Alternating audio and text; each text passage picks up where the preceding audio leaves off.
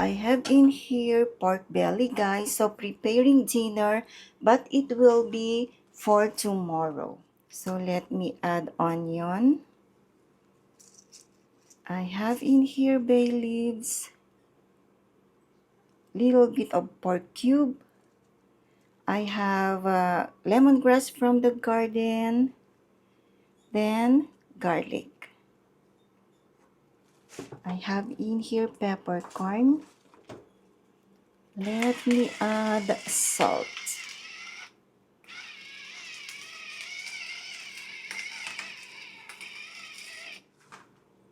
Then water, enough to tenderize the pork belly.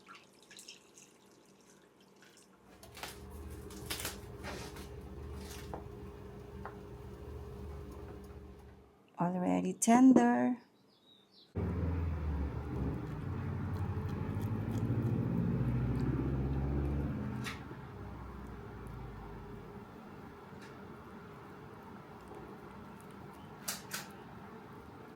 This is white vinegar, so brush on the skin like this. Brush the skin. This will make the skin crispy. Then next, I have here the Himalayan salt, just a little bit salt to taste.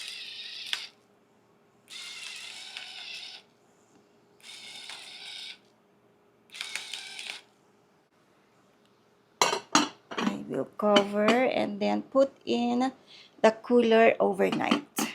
So it will be cooked tomorrow. Good morning, everyone. Let's have coffee. It's another beautiful day here in Hawaii. And look, guys. Oh, I get, I think, 7 dragon fruit flowers. They opened again last night. So this is, I think, the 3rd batch. Oh, by the way, welcome to Mina's Day Vlogs. What shall I do today? I will go at the back and I have something to do in there, another project. I want to start very, very early so the sun is not yet too hot. So let's go.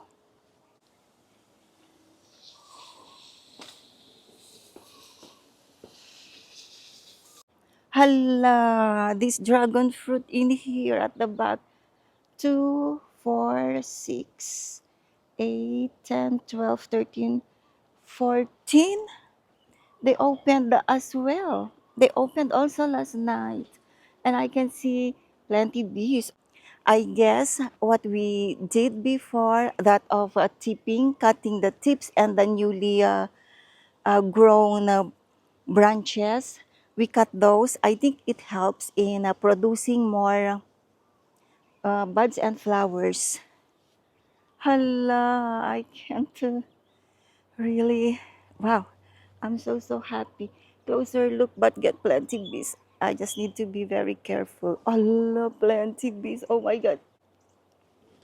Yeah, look at this side. I think get 10 bees in here.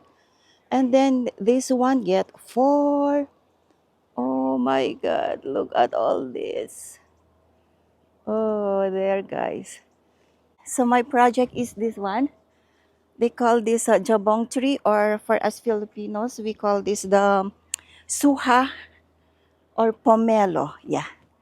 Okay, let me start. I need to start fast because it's getting hot, hot, hot, hot, hot.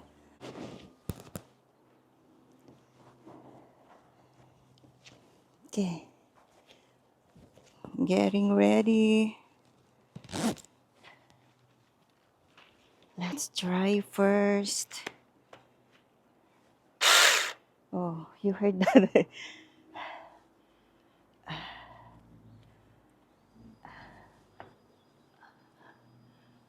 in here, this one.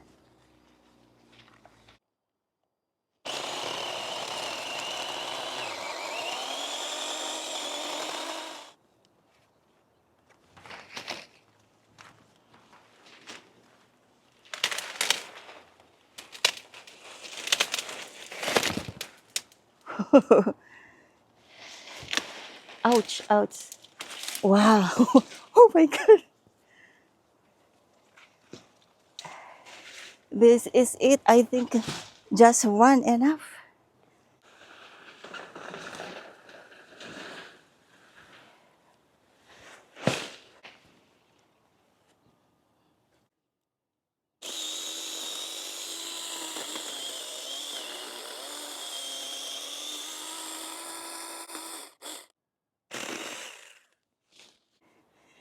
If this one and then we go, then we can cut more then. No need to worry with the rubbish bin. Yeah, this one if we can chop. Yeah, so one more. Oh, that this one broke.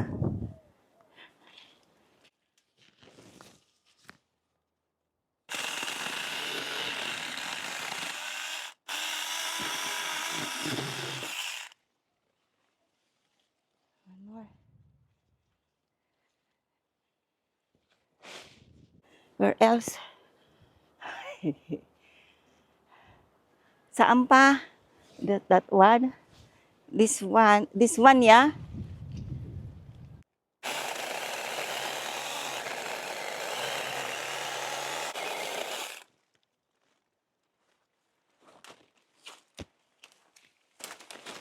Oh.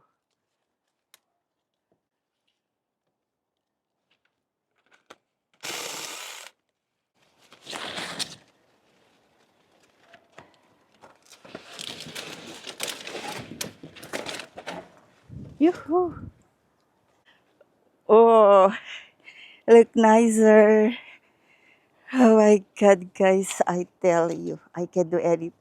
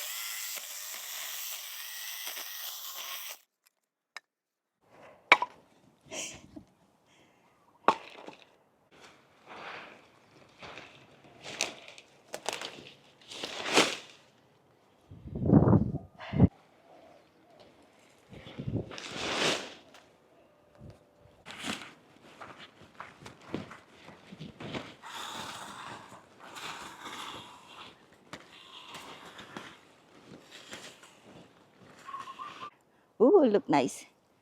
But if we can trim more, good job for me.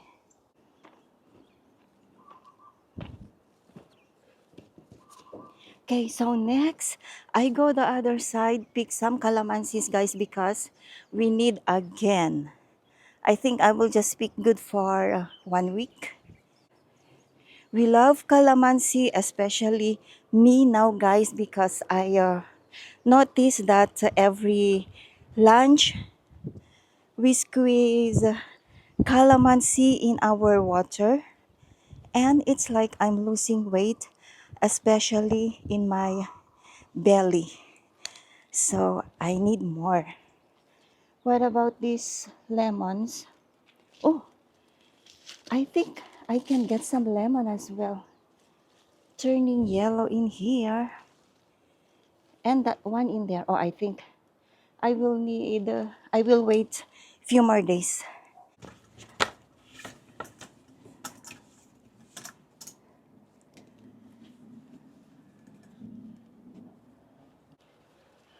Hubby said trim it. Hoop. Nice catch. Gotcha. I have those. Oh, there. Wow.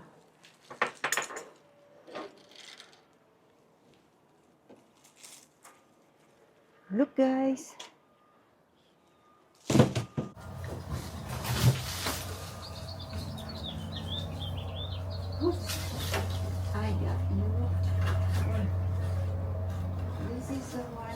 see when I am upstairs. I got it, guys, from the top. Look. I will just carry this, go to the other side so I can sit down and pick them. Wow. This is my life, guys. Kind of boring, but I enjoyed it.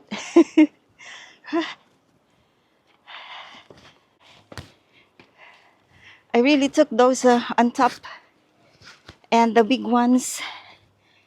I made it. I'm good again, yeah? If I'm good, I'm good. If I'm not, sorry, I will not do anything. Just like the Hawaiian saying, if can, no can, no can. I learned that from Habi. If can, no can, no can. Ulyanin again. Oh, wow, where is the breeze? I need some breeze and I need coffee.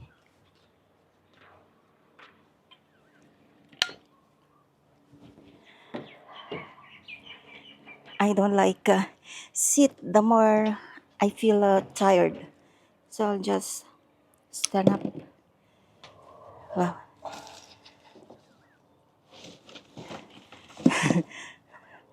Wow, look at this size of calamansi.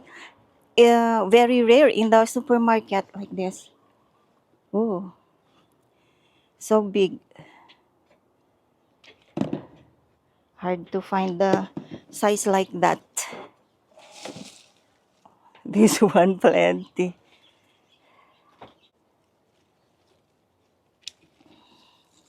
And that's it. I got the, oh, these are still small.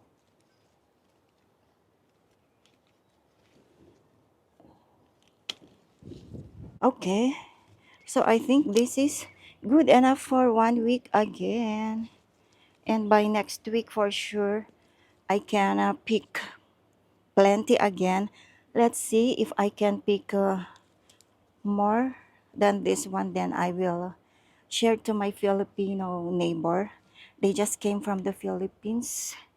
So that way I get to talk to her and ask how is Philippines, how is Ilocos Norte. Okay guys, see you again later.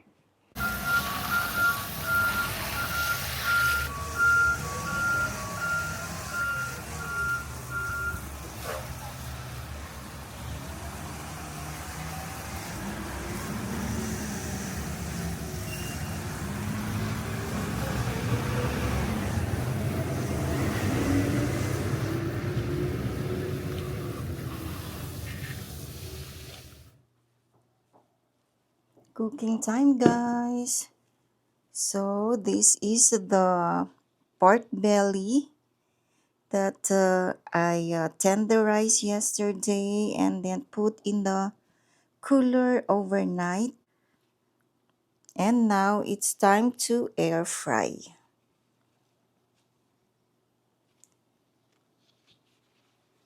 So this one, I hope it fits in here. Oh yes.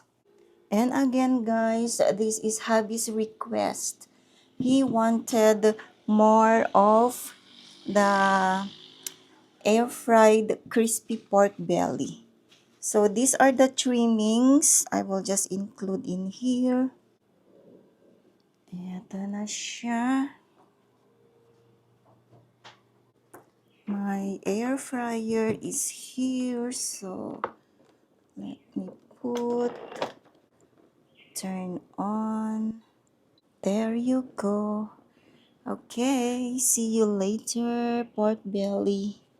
I have in here malunggay or moringa leaves because aside from the belly, crispy pork belly, I will make a vegetable soup. My favorite, malunggay. Then I have in here long beans or string beans. left over from my ginataan the other day.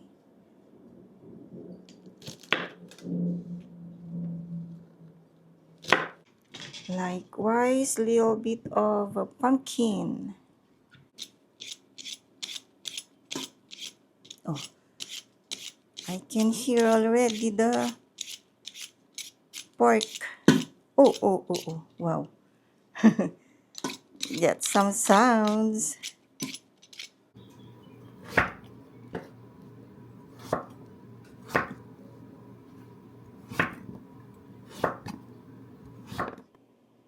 Popping. Oh. Oh, yeah. Oh. Oops. Sizzling.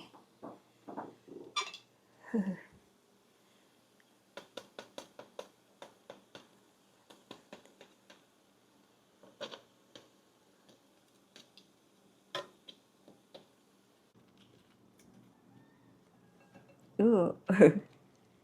Oops.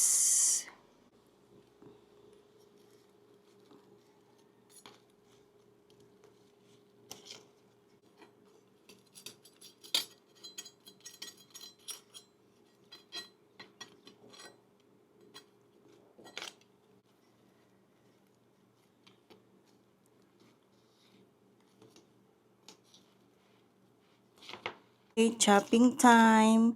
And my dipping is already ready in here. It's ready.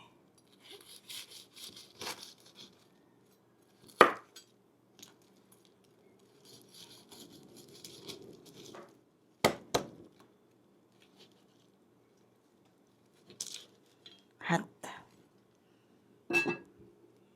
This is the skin. Let's try. Oh, dip in here.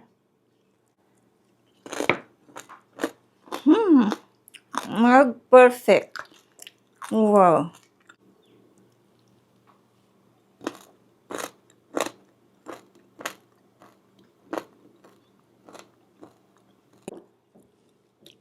Try that skin in there. This one. Ooh.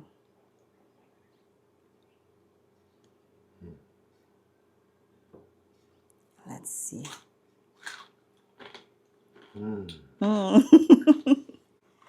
Success. Good.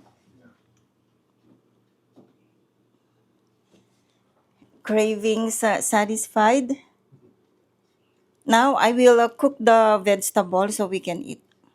So if this one we spent $20. And if you compare when we were buying chicharon there at the Filipino store, we usually spent 50, yeah? $50 up. Yeah. But now, oh my God. After, this is my third try, guys. Actually, it's funny. The first time, the skin is not crunchy. The second time, the skin crunchy, but it's too salty. And now, oh, okay. This is the third try, and skin so crispy there, and it's not salty. So, whew, this is my third try. That's why in anything we do, don't give up. Try and try until you succeed. There is a saying like that.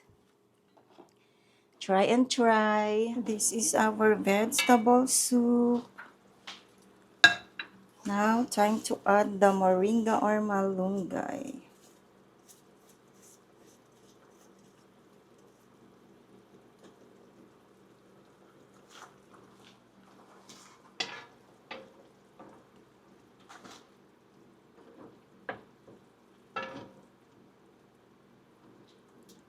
I don't choose bagoong, so I put little bit of fish sauce or yung ating patis. Ayan siya, guys.